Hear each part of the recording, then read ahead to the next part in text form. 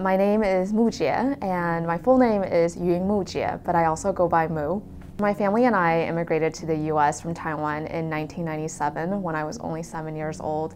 And at the time, no one in my immediate family spoke English. So we would always speak to each other in Mandarin, and every chance my dad has, he would say, "Do you know what your name means?" And if we didn't, he would tell us the story all over again. He read a lot of poetry when my mom was pregnant with my sisters and me, and he wanted to give us names that we could live up to, that were special, and going back to his poetry, really poetic. So Yun Mu-Chieh. Yun means cloud, Mu means wood, and Jie, the character itself, symbolizes a high chancellor in court. And so when you put those three characters together, I think it actually sounds quite lovely, and it's really poetic. Mu, because it means wood, it's meant to symbolize stability and my ability to endure difficult situations.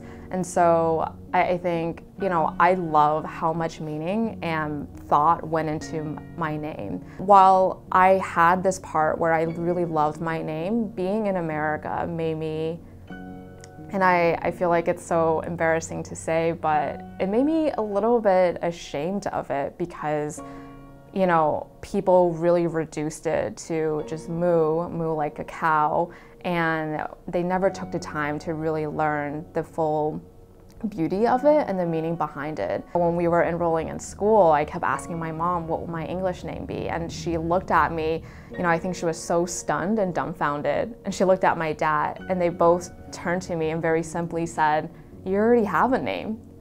And at 7 years old, I was so frustrated because I wanted to be a part of this culture. I wanted to be a part of American society. And, in my adolescent mind, I thought that meant having an American name to represent this new chapter of my life. And I think, being an Asian woman, there's a lot of layers to our identity, and adding the fact that I didn't have a Western name, I think it made growing up, going to school, and even as an adult going into professional spaces really difficult.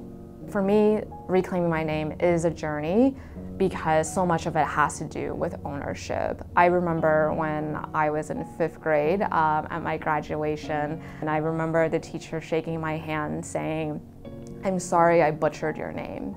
And the word butchered has stayed with me all throughout these years because it is sort of a butchering of an identity, right? I think sometimes in Western cultures, when names are simplified, it's meant to comfort the person who is saying your name rather than trying to learn your name or give respect to your given name. And so reclaiming really means, building up this identity or this name that has been butchered throughout the years and taking full ownership of it. My name is the first indicator of my identity and my story, and it also tells the story of my parents and my family. And so when I say my name, I'm not only introducing myself, but I'm introducing a history that comes with the Yun family.